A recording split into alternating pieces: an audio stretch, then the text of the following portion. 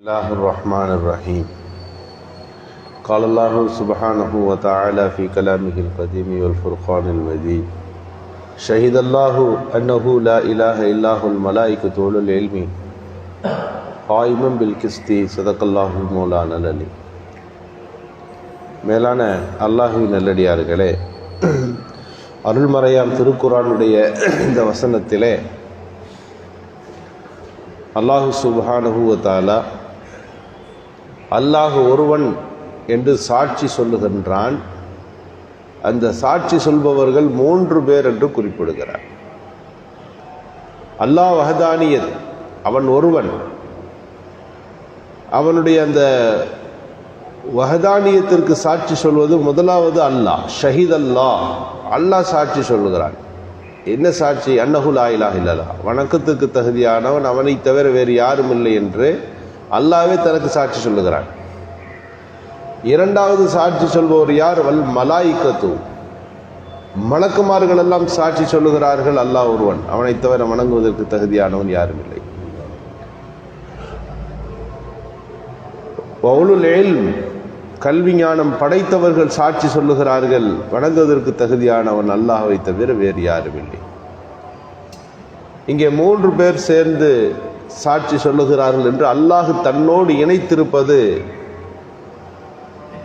மலக்குமார்களையும் இல்மு படைத்தவர்களையும் என்று சொன்னால், பொதுவாக இல்மு பெற்றவர்கள், கல்வி ஆற்றல் உள்ளவர்கள் என்பது ஒரு பகுதியினர்.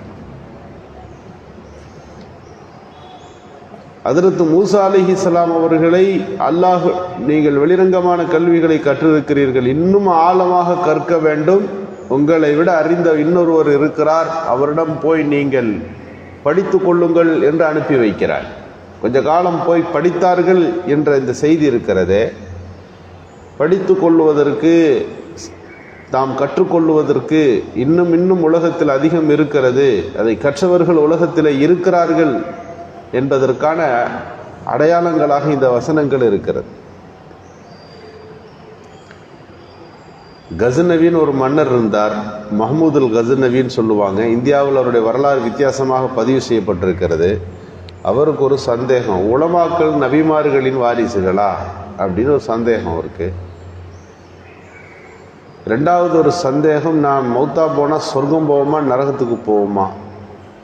இதை விட இன்னொரு சந்தேகம், தான் அழகிய தோற்றத்தில் ஒரு உயர்ந்த கம்பீரமான உருவத்தில் இருக்கிறோம், ஆனால் தன் தந்தை அப்படி இல்லை, கருப்பாக வித்தியாசமாக இருக்கிறார், அவருடைய மகன்தான் நானா என்பது அவருக்கு ஒரு குழப்பம். இந்த 3 குழப்பம் அவருக்கு இருக்கிறது. ஒரு நாள் அவர் ஒவ்வொரு நாளும் இரவில் மக்களை கண்காணிப்பதற்கு ரோந்து போவார். அப்படி போகும்போது 2 பணியாளர்கள் வருவார்கள். ஒரு பணியாளர் என்ன செய்வார்னா, விளக்குகளை ஃபுல்லாக லேசாக குறைச்சி வச்சுருவார், இருட்டாக்கிடுவார், மன்னர்னு கண்டுபிடிக்கக்கூடாது. மன்னர் அந்த இடத்த விட்டு ரொம்ப தூரம் கடந்த பிறகு அந்த விளக்கை ஏற்றி விட்டுருவார், வெளிச்சத்தை அதே மாதிரி கொண்டு வந்துடுவார். இந்த 2 பணியாளர்கள் கூட வந்து கொண்டே இருப்பார்கள்.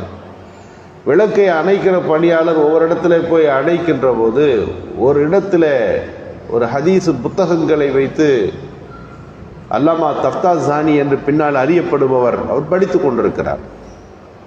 நீங்கள் என்ன பண்ணுறீங்க மாணவரை இங்கே என்று கேட்டார்கள். ஹதீஸ் கிதாப்லாம் படிச்சுக்கிட்டு இருக்கிறேன், இந்த வெளிச்சம்தான் எனக்கு இருக்குது என்று சொன்னபோது, நான் அணைக்கலான்னு வந்தேன், ஆனால் இப்போ ஹதீஸு படிக்கிறீங்க, ஹதீஸுக்கு கண்ணியம் தர வேண்டும், உங்களை நான் கண்ணியப்படுத்தணும், இப்படி அணைச்சிட்டு போனால் அது நல்லா இருக்காது, நான் மன்னர்கிட்ட கேட்டு வரேன்னு போனார். எல்லா ரைட்டையும் அணைச்சிட்டே வர்றேன், நாங்கள் ஒருத்தர் படித்து கொண்டு இருக்கிறார், ஹதீஸை படித்து கொண்டு ஒருவர் உட்கார்ந்துருக்கிறார், என்ன செய்யறது, அதை விட்டுட்டு அடுத்ததெல்லாம் ஆஃப் பண்ணுங்கன்ட்டாங்க. அதை அணைக்காதீங்க, அவர் படித்து கொண்டே இருக்கட்டும், அந்த விளக்கு எரியணும் அப்படின்னு சொல்லிட்டு போனார். இரவில் அவர் உறங்கப் போகிறார். கஜ்னவியுடைய இன்னொரு பண்பு என்னவென்றால், ஒவ்வொரு நாளும் 1,00,000 தடவை ஸலவாத்து ஓதுவார். 1,00,000 தடவை ஸலவாத்து ஓதிவிட்டுத்தான் அன்றைய பகல் இரவை அவர் தொடுவார், தூங்குவதற்கு தொடங்குவார். அவர் உறங்குகிறார். கனவுல நபிகள் ஸல்லல்லாஹு அலைஹி வஸல்லம் யாரை கனவிலும் நனவிலும் பார்க்க வேண்டும் என்று சொல்லுகின்றோமோ அந்த நபிகள் நாயகம் ஸல்லல்லாஹு அலைஹி வஸல்லம் அவர்கள் கனவில வருகிறார்கள். மஹ்மூத் இப்னு சுபுக்தீன் சுபுக்குத்தீன் என்பவரின் மகனே. அவர் தான் தந்தைன்னு அன்னைக்கு தெரிந்த அவர் பார்த்து கொண்டிருந்தது. அவருடைய மகனா இல்லையா என்பதுதான் இவருக்கு சந்தேகமே. நபிகள் ஸல்லல்லாஹு அலைஹி வஸல்லம் சொல்லுகிறார்கள், இவர்தான் உன் தந்தை, சுபுக்குத்தீனுடைய மகனே என்று கூப்பிட்டார்கள். வல்லாஹி அக்ரமக்கல்லாஹு ஃபில் ஜன்னா, உன்னை சொர்க்கத்தை கொண்டு அல்லாஹ் கண்ணியப்படுத்துவான். கமா அக்ரம்த பி வரசதி, என் கல்வியை படித்த ஒருவரை நீ கண்ணியப்படுத்தியதை போல உனக்கு அல்லாஹ் சொர்க்கத்தை கொண்டு கண்ணியப்படுத்துவான். இதில் 3 செய்தியும் வந்து விட்டது. உலமாக்கள் நபிமார்களின் வாரிசா இல்லையா? ஆமா, என் வாரிசுகளை நீ கண்ணியப்படுத்தினாய். நீ சொர்க்கம் போவையா இல்லையான்னு சந்தேகம், அல்லாஹ் உன்னை சொர்க்கத்தை கொண்டு கண்ணியப்படுத்துவான். முதலாவது கேள்விக்கு சந்தேகம், இவர்தான் உன் தந்தை. சில கிதாபுல இப்படி உண்டு, அவருக்கு வாழ்நாள் முழுக்க ஸலவாத்து ஓதுறமே, இவ்வளவு ஓதுறது ரசூலுல்லாவுக்கு போய் எத்தி வைக்கப்படுமா, ரசூலுல்லாட்ட இது சொல்லப்படுமான்னு அவருக்கு ஒரு சந்தேகம். நபிகள் ஸல்லல்லாஹு அலைஹி வஸல்லம் கேட்டார்கள், எப்போதும் நீ 1 லட்சம் ஓதி எத்தி வைக்கின்ற உனக்கு இன்றைக்கு ஏன் அதை முழுமைப்படுத்தலைன்னு கேட்டாங்க. நான் இன்றைக்கு அசதியிலே உறங்கி விட்டேன் என்று சொன்னபோது நபிகள் ஸல்லல்லாஹு அலைஹி வஸல்லம் சுருக்கமான தங்கள் மீது ஓத வேண்டிய ஸலவாத்தை சொன்னார்கள். இதை சொல்றது இந்தியாவை பல தடவை எடுத்த கஜ்னவி, கஜினி முகமது என்று நாம் சொல்லுகிறோமே, மஹமூதுல் கஜ்னவி மிகப்பெரிய வணக்கசாலி, ரொம்ப பேணுதலான மனிதர். அவர் ஆட்சி ஆண்ட பொழுதுகள் மிக நியாயமானதாக இருந்தது. ஆப்கானிஸ்தானை தலைமையாக கொண்டு அவர் ஆட்சி செய்தவர். இங்கே நாம் கவனிக்க வேண்டிய விஷயம், கண்ணியப்படுத்துதல், இல்மை கண்ணியப்படுத்துதல் என்பது அந்த மனிதருக்குரியது அல்ல. அந்த இல்மையுடைய அடிப்படையான நபிகள் பெருமானார் ஸல்லல்லாஹு அலைஹி வஸல்லம் அவர்கள் வரை அந்த கண்ணியம் போய் சேர்கிறது. ஒரு தடவை ஸைத் இப்னு சாபித் ரலியல்லாஹு குதிரையில் ஏறினாங்க. பல மொழிகளை கற்ற அறிஞர், மார்க்க பெரிய அறிஞர். அவர் குதிரை ஆடுற உடனே இப்னு அப்பாஸ் ரலியல்லாஹு ரசூலுல்லாவுடைய பெரியத்தா மகன், இப்னு அம்மு என்று சொல்வார்கள், ரசூலுல்லாவுடைய சச்சா மகன் ஓடி வந்து அந்த குதிரையை பிடிச்சிட்டா அது நிற்கும், ஏறுறது ஈஸியாக இருக்கும்.